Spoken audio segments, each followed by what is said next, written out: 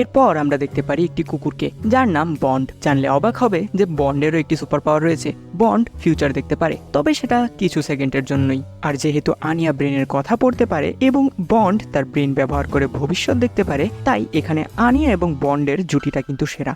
সেটা গল্প সামনে এগোলেই তোমরা বুঝতে পারবে।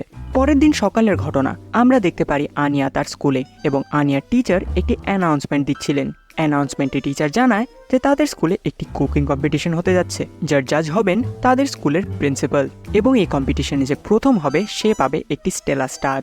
যারা স্পাইক্স ফ্যামিলি সিরিজটি আগে থেকে ফলো করছো তারা এই স্টেলা স্টার সম্পর্কে জানো, কিন্তু যারা দেখোনি তাদের উদ্দেশ্যে বলছি, স্পাইক্স ফ্যামিলি সিরিজে স্টেলা স্টার অনেক ইম্পর্টেন্ট একটা জিনিস। যে স্টুডেন্ট সবার আগে 8টা স্টেলা স্টার সংগ্রহ করতে পারবে তাকে দেওয়া হবে এলিটের মর্যাদা, অর্থাৎ এলিট লেভেলের স্টুডেন্ট বানিয়ে দেওয়া হবে তাকে। এবং আমাদের মেন ক্যারেক্টার লয়েড যে মিশনে এখানে এসেছে, তার জন্য আনিয়াকে 8টা স্টেলা স্টার সংগ্রহ করতেই হবে।